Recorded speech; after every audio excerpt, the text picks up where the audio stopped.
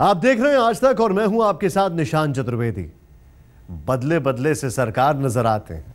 जी हां, पीएमओ देख रहा है, केंद्र सरकार के दफ्तरों में नजर आ रहा है, देश ही नहीं विदेश में भी दिख रहा है। नरेंद्र मोदी जब से प्रधानमंत्री बने हैं तब से बदलाव की बयार सबको दिख रही है। मंत्रालयों और सचिवालय के अफसरों के कामकाज का तरीका बदल गया है।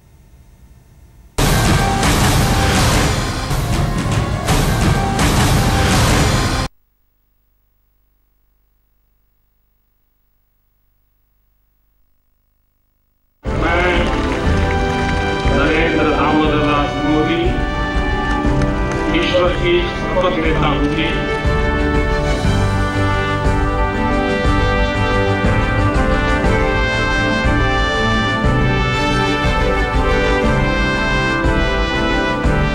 बदल गया, बहुत कुछ बदल गया। काम करने का ढंग बदल गया, पीएमओ का रंग बदल गया। बदलाव की जो बयार लेकर नरेंद्र मोदी लोकसभा चुनाव के पहले चले थे, वो सरकार बनने के बाद कुछ नए अंदाज में बह रही है। दिल्ली के तख्त का सिर्फ निजाम नहीं बदला, नजरें बदल गईं, सारा नजारा बदल गया। प्रधानमंत्री के काम का ढर्रा बदल गया। नरेंद्र मोदी ने प्रधानमंत्री की कुर्सी संभालने के बाद काम की पूरी संस्कृति ही बदल डाली। वो देश के प्रधानमंत्री की तरह नहीं, बल्कि सीईओ की तरह काम कर रहे हैं। मात्र एक हफ्ते के अंदर नरेंद्र मोदी जी ने देश की दशा और दिशा सुधारने का जो संकेत दिया है, उसका नतीजा सामने दिखा। 9 बजे दफ्तर पहुंचते हैं, जाने का कोई समय नहीं। शनिवार रविवार का कोई महत्व नहीं। सारे सचिवों की बैठक थी। एक नया काम हुआ था। हमारे मीडिया के मित्र बैठे हुए तो मैं कहना चाहता हूं, उन्होंने सारे सचिवों से बात की। 2.5 घंटा मीटिंग चली। 2 घंटा सचिवों को अपनी बात कहने दिया और बाद में जो निर्देश दिया, सारे सचिवों को पहले नाम से बुला रहे थे। उन्होंने कहा कि आज तक हम लोग को 32-34 साल हो गए काम करते, ऐसा नेता हमें नहीं मिला। किसी ने सोचा नहीं था, किसी ने कल्पना भी नहीं की थी कि कोई प्रधानमंत्री कुछ ही दिनों में कामकाज का रंग ढंग बदल देगा। लेकिन नरेंद्र मोदी की बात ही कुछ और है। उनके कामकाज के तरीकों, तमाम मसलों पर उनकी पहल का डंका देश ही नहीं विदेश तक में बज रहा है। एक बहुत बड़े अंतर्राष्ट्रीय कोर्ट में न्यायाधीश हैं और रिटायर कर गए, तो मेरा उनसे पुराना परिचय रहा है। उन्होंने कहा, रविशंकर जी, मुझे इस बात का बहुत गौरव है कि मैं न्यूयॉर्क टाइम्स लेता हूँ और 3-4 दिनों से भारत में सार्थक स्टोरी आ रही है। तो मोदी जी अभी दिल्ली से बाहर नहीं गए, लेकिन भारत की सीमाओं से बाहर नहीं गए और उनके बारे में चर्चा कि अब भारत का समय आ गया है और भारत जो विकास के रास्ते पर जाएगा तो दुनिया को एक बहुत बड़ी बात है। राष्ट्रपति प्रणब मुखर्जी ने जिस दिन नरेंद्र मोदी को प्रधानमंत्री मनोनीत किया, उस दिन से ही मोदी ने एक नई शुरुआत कर डाली। देश का ऐसा पहला प्रधानमंत्री जिसने संसद को मंदिर का मान देते हुए उसकी सीढ़ियों पर माथा टेक दिया। ऐसा पहला प्रधानमंत्री जिसकी शपथ के वक्त सार्क देशों के राष्ट्राध्यक्ष मौजूद रहे। ऐसा पहला प्रधानमंत्री जिसने पड़ोसियों से रिश्ते सुधारने की यादगार पहल की। नरेंद्र मोदी ने कार्यकर्ता के तौर पर अपना राजनीतिक करियर शुरू किया था। प्रधानमंत्री बनने के बाद अपने पहले भाषण में उन्होंने कार्यकर्ताओं को जिस तरीके से सम्मान दिया, उसके बारे में तो किसी ने कल्पना ही नहीं की थी। जिसको लोग प्रधानमंत्री कहते हैं, 5 अक्षरों वाला शब्द, उससे ज्यादा 4 अक्षरों वाला शब्द ज्यादा ताकतवर है और वो है कार्यकर्ता। और इसलिए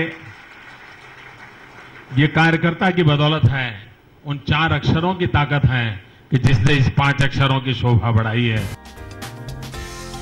नरेंद्र मोदी ने पीएमओ में कामकाज संभाला तो वहां हलचल मच गई।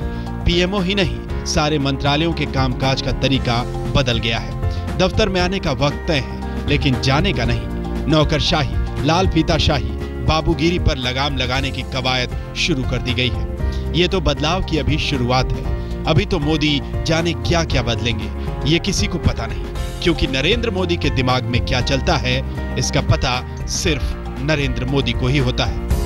आज तक ब्यूरो। नरेंद्र मोदी देश की सनातन परंपरा में विश्वास रखते हैं। पार्टी हो या निजी रिश्ते, बड़े बुजुर्गों का पांव छूकर आशीर्वाद लेते हैं। लेकिन उन्होंने अपने सांसदों से साफ कह दिया है कि चरण वंदना की संस्कृति तुरंत छोड़ दें। चापलूसी बिल्कुल नहीं चलेगी। सांसदों और मंत्रियों को नरेंद्र मोदी ने बाकायदा कामकाज का मंत्र दिया।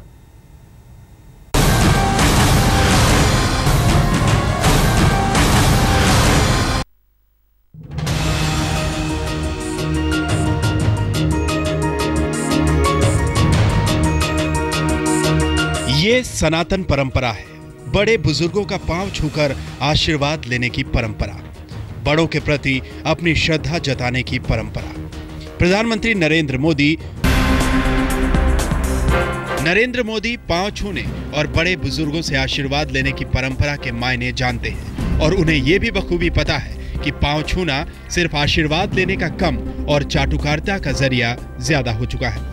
प्रधानमंत्री बनने के बाद मोदी ने साफ कर दिया कि चाटुकारिता और चरण वंदना की संस्कृति उन्हें बिल्कुल मंजूर नहीं है।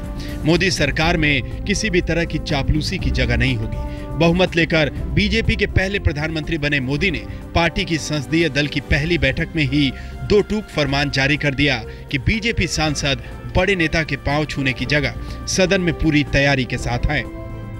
Well, it's a warning for people like us too. And of course it would the freelancing of statements which is done mostly it is best if it is avoided, but at the same time there is no restriction. There are spokespersons of the Bharatiya Janata Party, there would be spokespersons of the government, and they would take a call on what has to be spoken. Modi BJP में उस राजनीतिक संस्कृति पर लगाम लगाने की कोशिश में है जिसे 60 साल के कांग्रेसी शासन ने पाल पोस कर बड़ा किया। चापलूसी सियासत में तरक्की का कारगर हथियार बनती चली गई। सियासत और चापलूसी एक ही सिक्के के 2 पहलू बने रहे। नरेंद्र मोदी ने पार्टी के सांसदों की पहली बैठक में एक नई आचार संहिता दे दी। पहली बार पार्टी सांसदों को ऐसी गाइडलाइन मिली है। सभी सांसद समय से सदन में मौजूद रहे। संसद की कार्यवाही के दौरान कोई भी सांसद गैर हाजिर न रहे। सांसद चरण वंदना की संस्कृति से मुक्त हों, न तो बड़े नेताओं के पांव छुएं, न ही किसी कार्यकर्ता को पांव छूने दें। संसद में सांसद जब भी पहुंचे तो पूरी तैयारी के साथ हों। कौन सा विषय उठाना है, क्या बोलना है, इसकी तैयारी पहले से कर लें। सांसद मेहनत करें, पार्टी की जीत पर आत्ममुग्ध न हो। सरकार से लेकर पार्टी के कामकाज तक में किसी तरह की ढिलाई न बरतें। अच्छा अध्ययन, आचरण और सहज संपर्क का मंत्र सांसद अपनाएं। मोदी ने सांसदों को पारंपरिक तरीकों से हटकर काम करने और वरिष्ठ नेताओं की चरण वंदना, गणेश परिक्रमा की संस्कृति छोड़ने का मंत्र दिया। ये उन मोदी का मंत्र है जिन्होंने अपने बड़ों के पांव छूने में कभी भूल नहीं की। लाल कृष्ण आडवाणी से हर मंच पर उन्होंने पांव छूकर ही आशीर्वाद लिया। वरिष्ठ नेता मुरली मनोहर जोशी से मतभेदों के बावजूद मोदी ने कानपुर रैली में उनके पांव छुए। बनारस के बाहरी इलाके में हुई एक रैली में नरेंद्र मोदी ने आजाद हिंद फौज के सिपाही कर्नल निजामुद्दीन के पांव छूकर आशीर्वाद लिए थे। नरेंद्र मोदी ने भारतीय परंपरा और संस्कृति का अध्ययन किया है। सनातन परंपरा को वो बखूबी जानते हैं, उस पर अमल करते हैं। लेकिन सांसदों के लिए उन्होंने ऐसी आचार संहिता इस नाते बनाई ताकि परंपरा की ये ताकत चाटुकारिता की भेंट न चढ़ जाए। आज तक ब्यूरो। नरेंद्र मोदी ने कुछ ही दिनों में बरसों से चली आ रही कार्य संस्कृति बदली तो सबसे बड़ा बदलाव उन्होंने राष्ट्रभाषा को गौरव दिलाने का किया। प्रधानमंत्री मोदी ने तय किया है कि चाहे वो खुद विदेशी दौरे पर जाएं या फिर देश में विदेशी मेहमान आए, मोदी सबसे बात सिर्फ हिंदी में करेंगे। दुभाषीय के जरिए संवाद होगा। यही नहीं, अटल बिहारी वाजपेयी के बाद नरेंद्र मोदी बजाएंगे अमेरिका में हिंदी का डंका।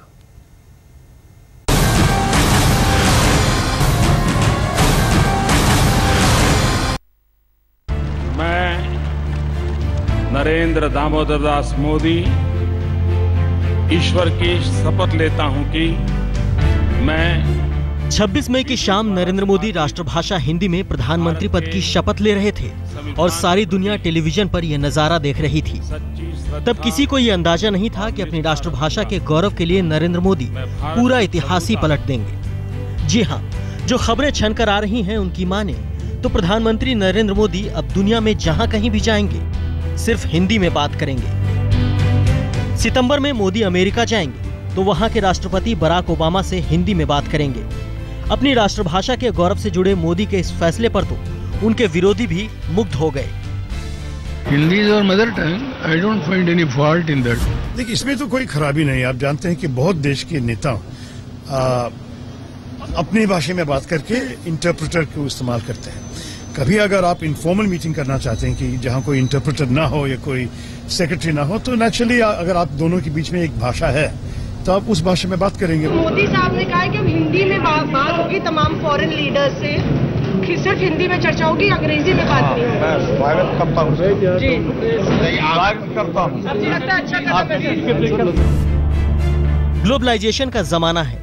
अंग्रेजी को जहां संपर्क भाषा के तौर पर बनाए रखने पर जोर दिया जा रहा है, उस माहौल में नरेंद्र मोदी ने अपनी राष्ट्रभाषा को गौरव दिलाने की ठानी है। मोदी न सिर्फ विदेश में जाकर हिंदी बोलेंगे, बल्कि विदेशी मेहमान भारत आए तो उनसे भी बातचीत हिंदी में ही करेंगे। एक दूसरे तक भाषा का भाव पहुंचाने का काम दुभाषिया करेगा।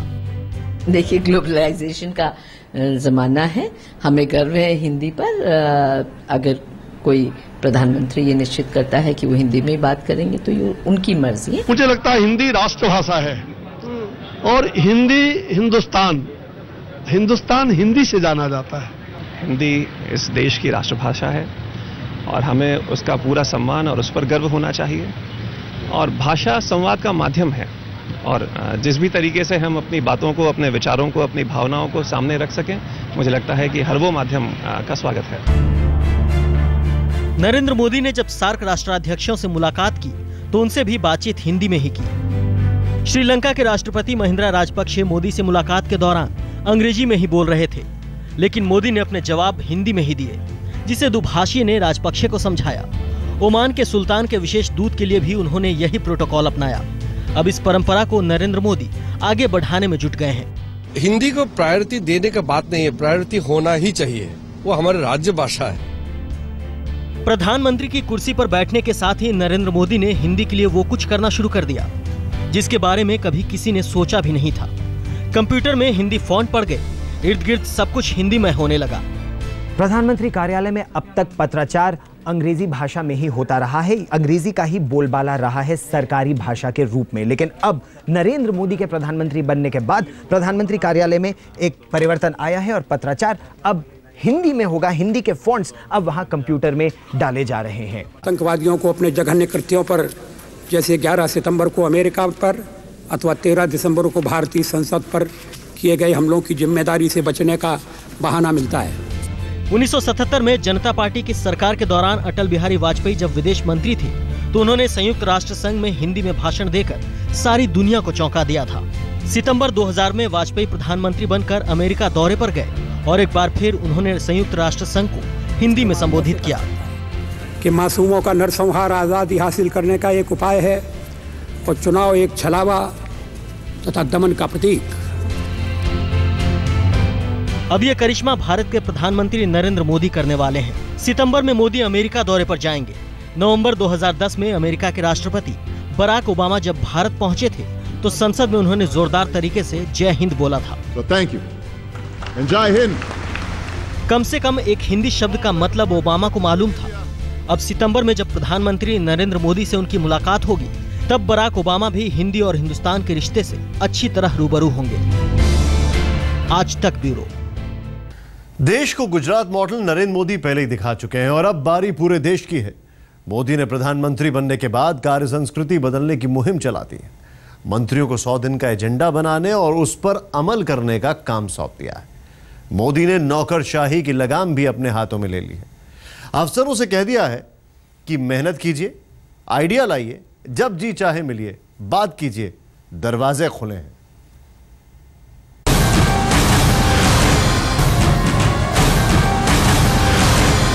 मोदी जानते हैं कि ब्यूरोक्रेसी को भरोसे में लिए बिना बात बनेगी नहीं, लिहाजा उन्होंने तमाम विभागों के सचिव स्तर के 77 अधिकारियों के साथ बैठक की। 2.5 घंटे तक चली इस बैठक में मोदी ने अधिकारियों की सुनी तो उन्हें बदले हुए माहौल में काम करने का मंत्र भी दिया। नए आइडिया लेकर आएं, सही फैसले लें, सही फैसला लेने वालों पर कोई आंच नहीं आएगी। अधिकारी प्रशासनिक नियमों को आसान बनाएं, सरकारी कामकाज में टेक्नोलॉजी का इस्तेमाल बढ़ाएं। अधिकारी जब चाहें उनसे बात कर सकते हैं, नई योजनाएं दे सकते हैं। पीएमओ के दरवाजे उनके लिए खुले हैं। देखिए, ये प्राइम मिनिस्टर का हक है, he can meet however he wants to meet. और अगर आप प्रधानमंत्री हो और आप चाहते हैं कि सारे काम आप ही करें और सारे ऑफिसर्स के साथ आप ही कांटेक्ट मेंटेन करें, तो नेचुरली उनकी ये जो चॉइस है, हम तो क्या बोलें इसके बारे में। लेकिन अजीब सी बात यह है कि जब मंत्री हैं, मंत्री किस तरह के काम करेंगे, ये भी प्रश्न होना। नरेंद्र मोदी ने न सिर्फ ब्यूरोक्रेसी को अपने कंट्रोल में लिया है, बल्कि 17 मंत्रालयों को 7 मंत्रालयों में मिलाकर अनोखा करिश्मा दिखाया है। मोदी ने विदेश मंत्रालय के साथ ही प्रवासी भारतीय मंत्रालय को जोड़ा और जिम्मेदारी सुषमा स्वराज को सौंपी। वित्त मंत्रालय के साथ ही कंपनी मंत्रालय को जोड़कर जिम्मेदारी अरुण जेटली को सौंपी। मोदी ने सड़क परिवहन, राजमार्ग और जहाजरानी को एक साथ मिलाकर नितिन गडकरी को इसका जिम्मा सौंपा।